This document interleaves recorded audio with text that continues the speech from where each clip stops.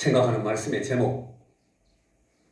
빨간 글씨 시작. 성령으로 살고 성령으로 행함. 여러분, 성령으로 행한다는 것이 결국은 성령으로 산다는 거예요. 똑같은 얘기예요. 자, 오늘 말씀에 성령께서 우리에게 오셨다는 사실은 우리가 성령님 안에, 성령님이 우리 안에 영원토록 내주라는 말은 내 안에서 사신다는 말이에요. 여기 안내자고 주는 거주할 때 주자예요. 내 안에서 사신다. 내주하신다. 이 성경에 나오는 말이기 때문에 한자 말이라도 이렇게 씁니다. 여러분, 영원토록 우리 안에 내주하신다.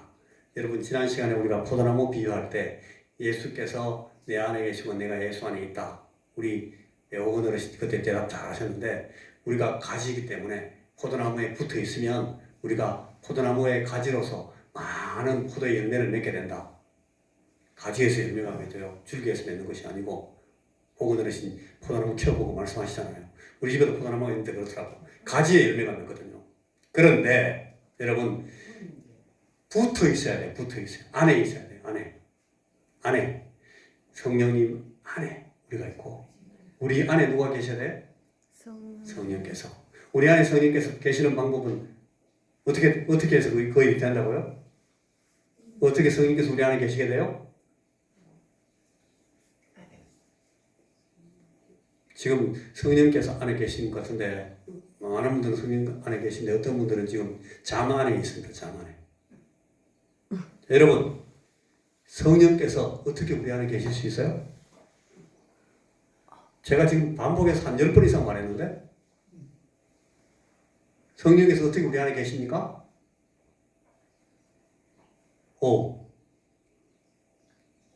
모르겠어요. 또 까먹었어요. 까먹었다고 뭐 문제가 되는 건 아니에요. 이미 일어난 일이니까. 누가 보내셔서? 예수께서 보내셔서 우리 안에 계시는 거예요. 그러니까 나도 성령이 있었으면 좋겠네. 나도 성령이 있어서 성령 어디 계신가 막 찾아다니고 그럴 필요 있어요, 없어요? 그럴 필요가 있어요? 그럴 필요 없어요. 성령께서 우리에게 오시니까. 누가 보내셔서? 우리 주님께서 보내셔서. 그래서 예수의 영이에요. 예수님 우리께서 오시면 성령이 우리 안에 계신데, 그 성령께서 우리 안에 계신다는 사실을 우리가 어떻게 알게 되는지 오늘 그 본문 얘기 말씀에 나오는 거예요. 자, 여러분, 이제 성령께서 우리에게 오시면 이제 우리에게 남아있는 딱 한 가지 과제는, 가장 중요한 한 가지 과제는 뭔가 하면 계속하여서 성령님을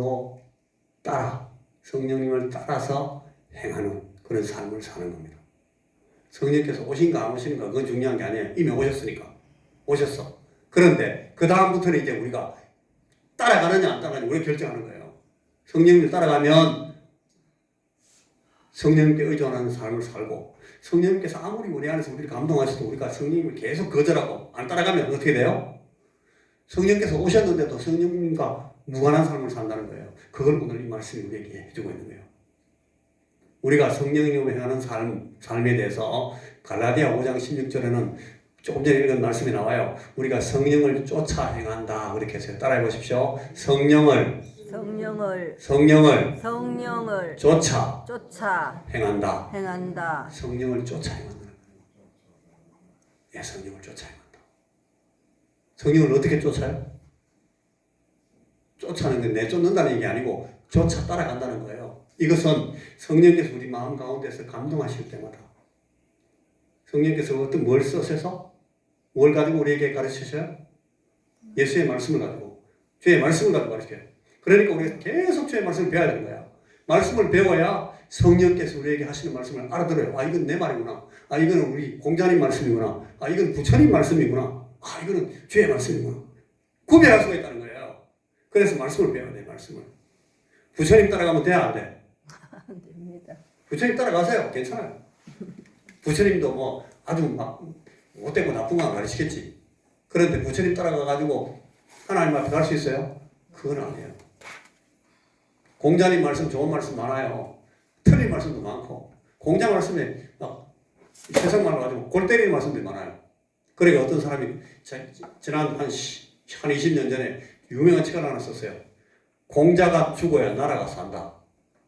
공자 말씀 듣는 거 그거 빨리 버려야 나라가 산다고. 예수 안 믿는 사람이 썼어요. 예수 안 믿는 사람이 쓴 책이에요. 중국에서 유학하고 온 사람이 썼는데 서울대 교수.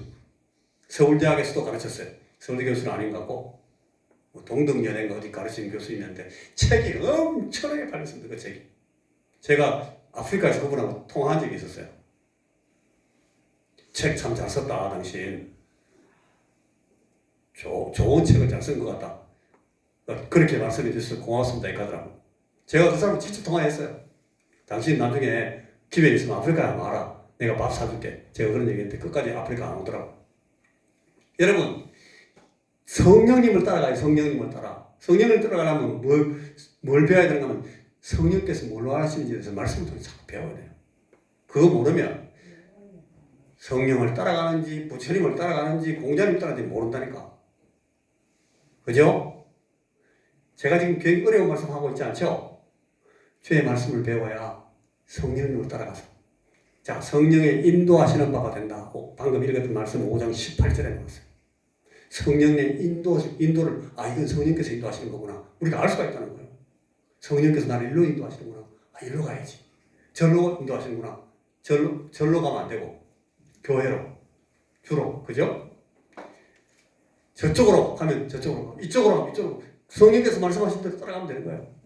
그렇게 하면 어떻게 된다? 5장 18절에 에베소 5장 18절 성령 충만한 삶을 살게 된다는 거예요. 여러분 술에 취하면 술이 가다가 들어가. 술이 일로 흔들면 일로 가고 절로 흔들면 절로 가고 그럽니까? 술 안 잡숴봤으니 잘 모르시지. 술 잡숴보신 분들 몇 분 계시죠? 술 많이 잡수면 술이 사람을 먹는다잖아요. 그래서 술이 사람을 술 끌고 다니는 데 가요. 집으로 안 가고 어디 가요? 택시 타면서 자기 집인 줄 알고 신발 벗고 싹 들어가고 술에 취해서 그렇죠. 술에 취해서. 그게 이제 술에 취하면 그렇게 되는데 하나님 말씀 나오잖아요. 그렇게 하지 말어. 술에 취하지 말고 어디 취해라? 성령에 취하라. 성령에 취하라는 말은 다른 말로 바꿔서 뭐라 그랬다? 성령의 충만함을 받아라. 그렇게 했다는 거예요. 성령의 충만함을 받기 위해서는 계속 성령님께 순종하고 성령의 인도하심을 따라서 행하고 성령을 쫓아 행하라 하는 것이 오늘 그 말씀의 내용이다.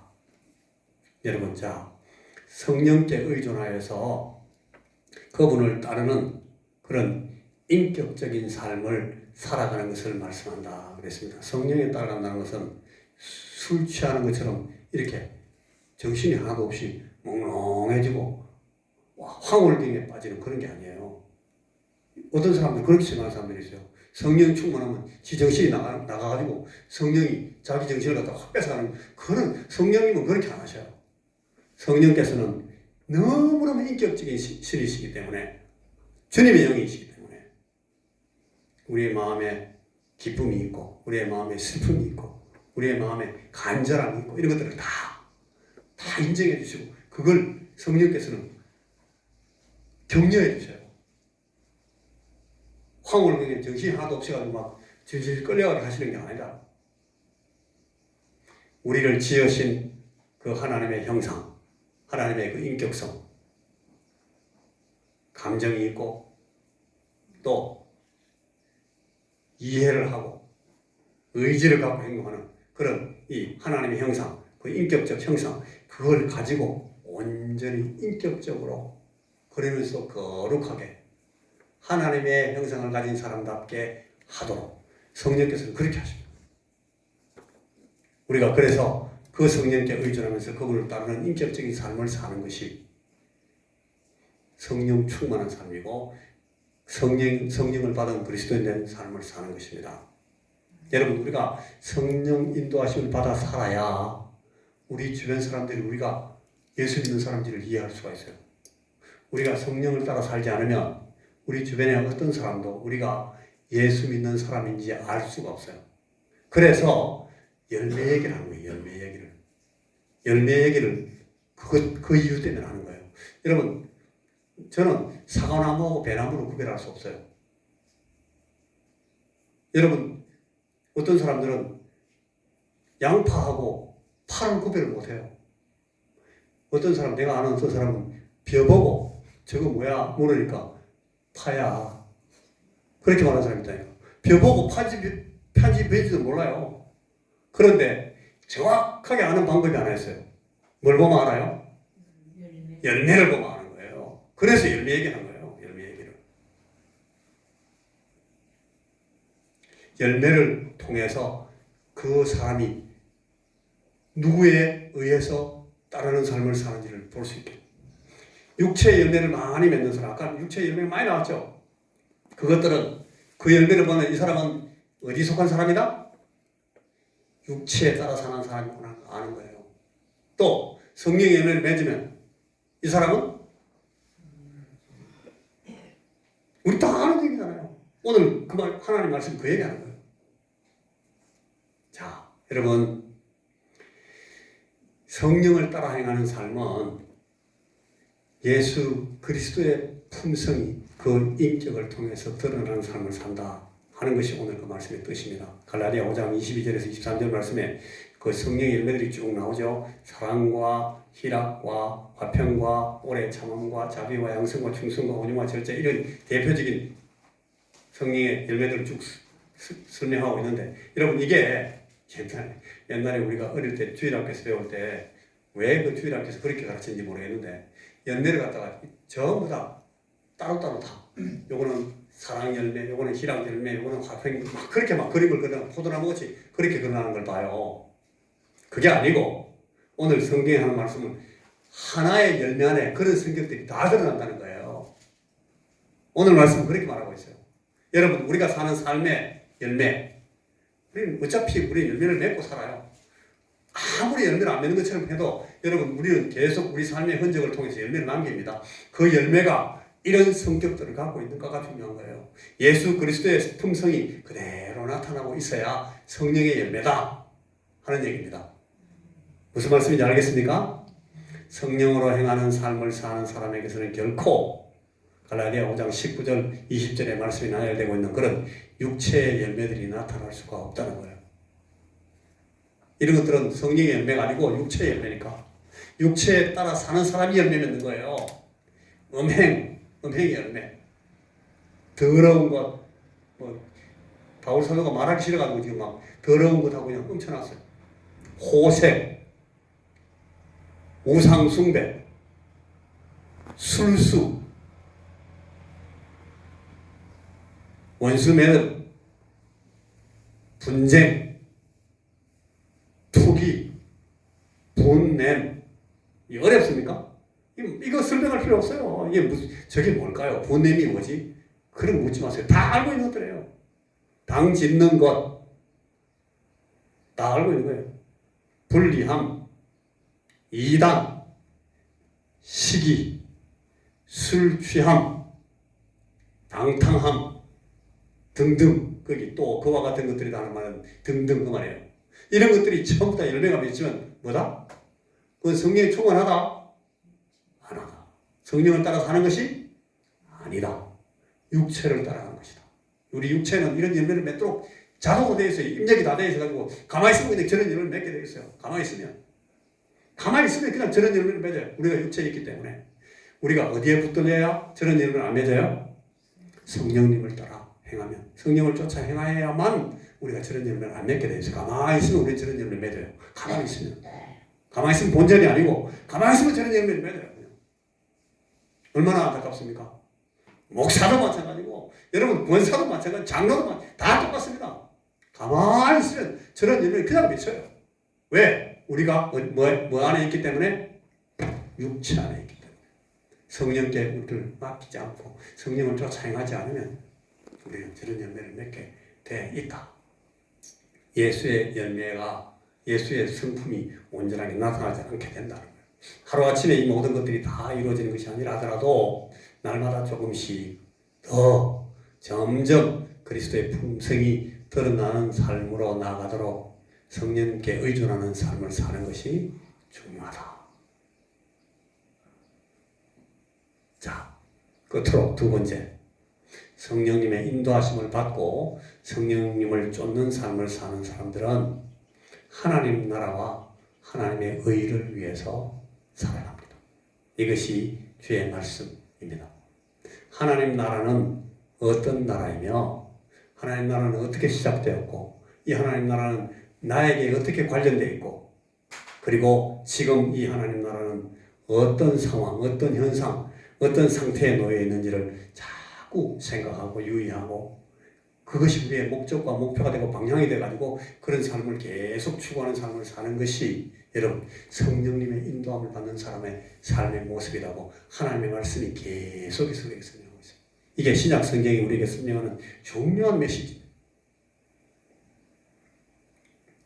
하나님 나라를 중요하게 생각하는 그런 교회의 사명에 유의하면서 교회에 속한 지체로서 모든 활동을 이 성령께서 주시는 그 능력, 권능 성령께서 우리를 구비하셔가지고 우리에게 능력을 발휘할 수 있도록 해주시는데 열심히 그 활동을 성령 안에서 해나가는 것을 말씀하는 겁니다.